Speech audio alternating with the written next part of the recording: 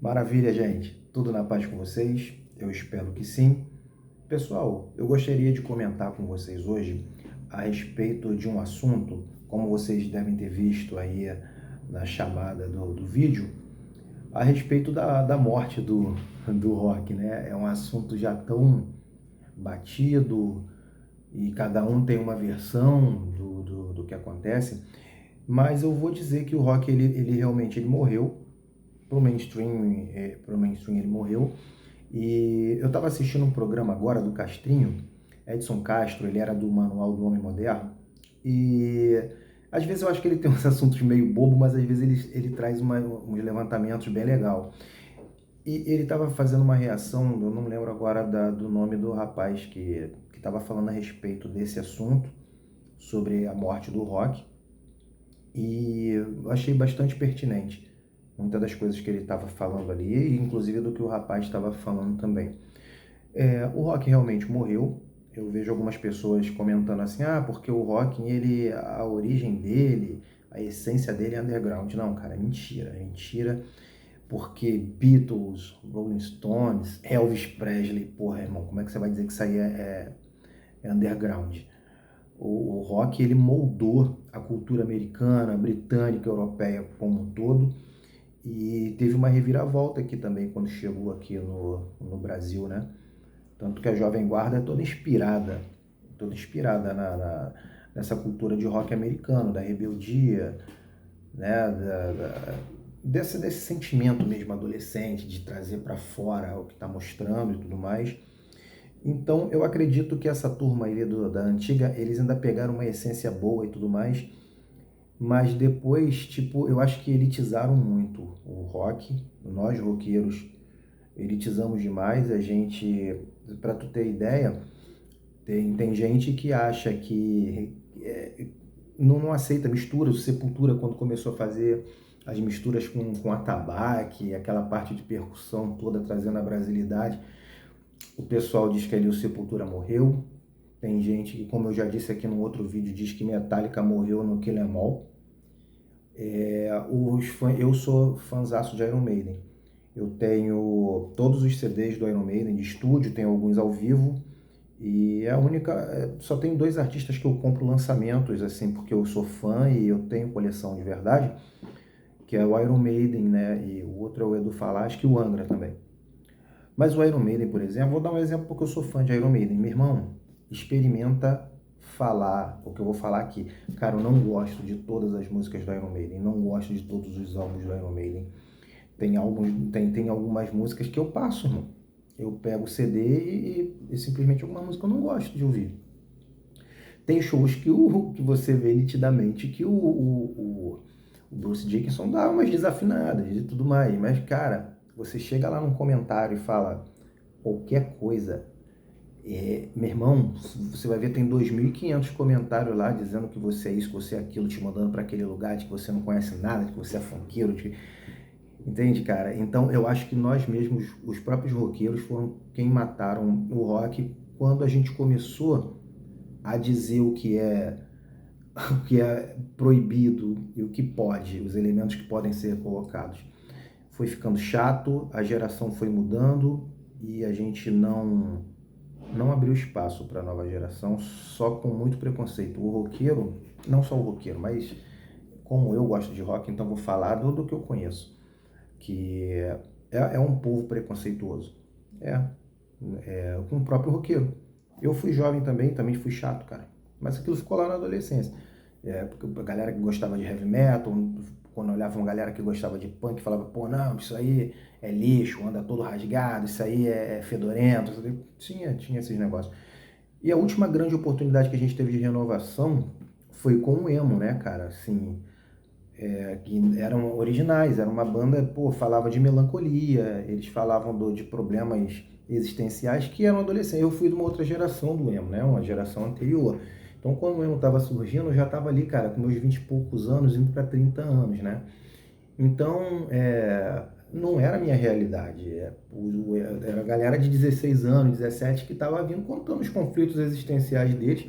Assim como a gente falava, pô, você vai ver lá, o Metallica vai falar de depressão, vai falar de problemas com álcool, de internações, dos demônios que tinha pela ausência de um pai, de uma mãe, os amigos que se metiam, se envolviam com drogas. E no punk tinha aquela parte né, que a gente vivia no regime militar, numa ditadura, então querendo se expressar, né, cara? Então usava aquela raiva toda para poder dar voz aos seus sentimentos, e foi o que aconteceu com essa rapaziada também. Eu também fui chato, cara. Eu não vou fazer meia culpa, não. Eu também fui chato, fui um desses também, que não gostava dos meninos lá. Primeiro eles eram todo pretinho, né, de franjinha, tudo usava preto com franjinha. Depois ficaram coloridos e tal. A rapaziada do Restart, eu lembro mais do Restart, nessa última safra e tudo mais. E a gente zoava, cara, falava mal. Cara, a gente não deixou a galera vingar. A gente não deixou a rapaziada mostrar o trabalho deles com preconceito. Mas o preconceito musical, preconceito que eu tô falando aqui, gente, é musical, tá? Nós tivemos em várias outras vertentes também. Você vê a Bossa Nova. A Bossa Nova, por exemplo, não aceitava nenhuma influência americana. Se você colocasse guitarras elétricas, então você é um traidor da pátria, porque você estava trazendo coisa de fora. O que aconteceu com a Bossa Nova? Eu, por exemplo, eu gosto muito de Bossa Nova, tá? Eu não vou falar, não. Ontem mesmo, ó, vou mostrar aqui para vocês, eu tive num brechó, ó, comprei o melhor da Bossa Nova, comprei esse aqui também, ó, comprei esse aqui, o volume 2. Eu até trouxe pensando que era os cantores mesmo, mas era só instrumental, mas eu gostei.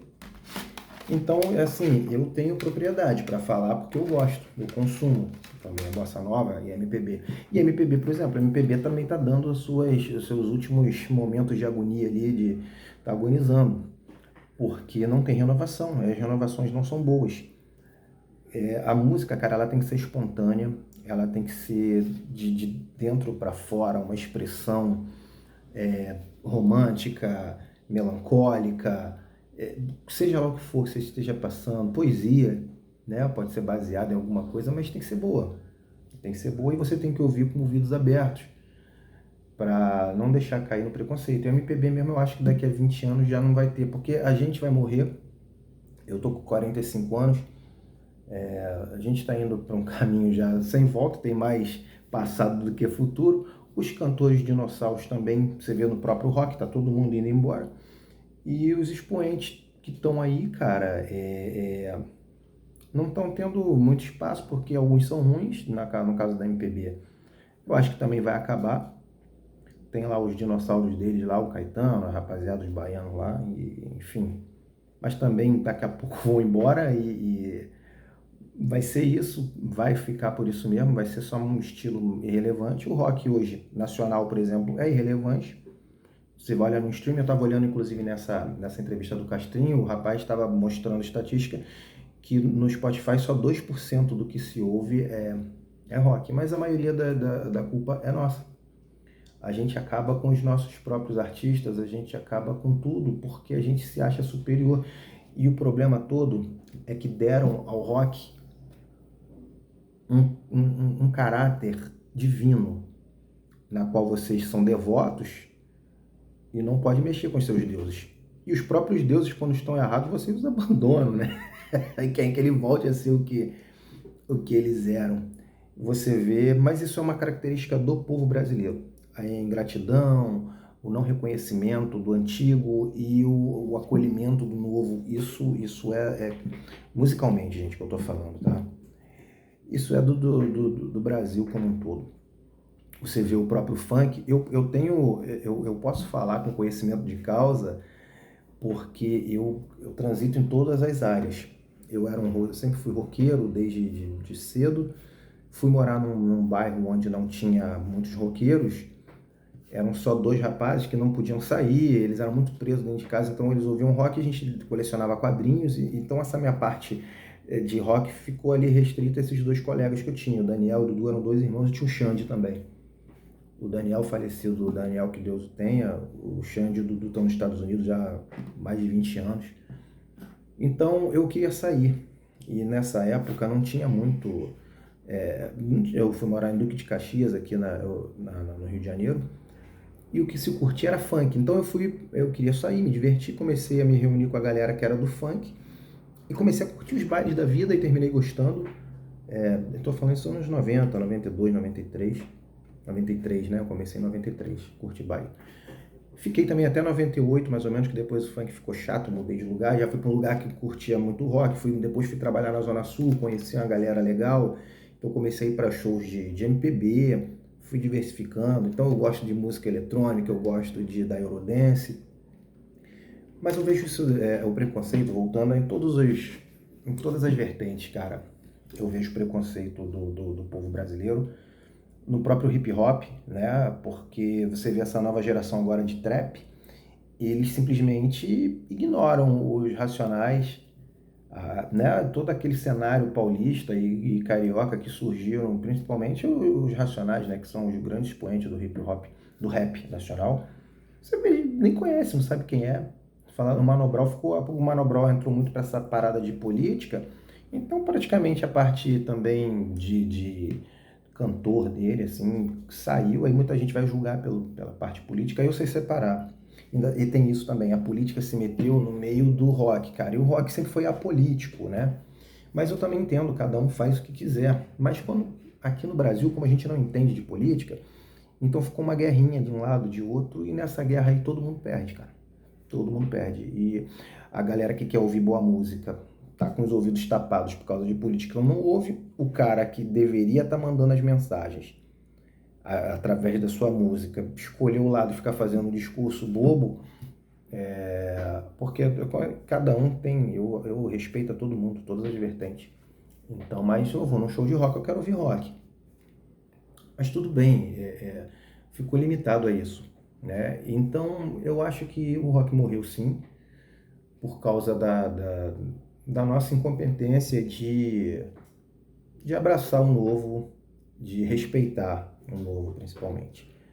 Mas tá aí ainda, a gente ouve, a gente gosta, eu consumo, compro, mas hoje em dia eu não quero muito mais saber dos outros. Eu sei de mim, cara, eu compro aquilo que eu gosto e ouço no Spotify o que eu quero, mas eu espero que o rock ele tome grande proporção novamente, relevância, e que a gente tenha mais, não vou nem dizer empatia, que isso aí é meio esquisito, mas que a gente esteja mais aberto, né, a coisas novas e pelo menos respeitar. Se você não gosta, você não precisa consumir, mas não matar quem está tentando se desenvolver. Hoje em dia é ruim, você procura um cenário rock para você ir, às vezes você só quer ouvir uma banda tocando, você vai ouvir só cover, quando conseguir, o que é ruim, e você não vê bandas novas surgindo. Tem, hoje em dia, graças a Deus, graças à internet, as bandas conseguem surgir, elas estão aí, mas o mainstream eu acho que o rock não atinge nunca mais, aqui no Brasil pelo menos, nunca mais atinge, e a culpa disso tudo é nossa. Se você concorda comigo, deixa aí nos comentários. Se você discorda, deixa também. E agradeço a vocês por ter ficado aqui comigo nesse...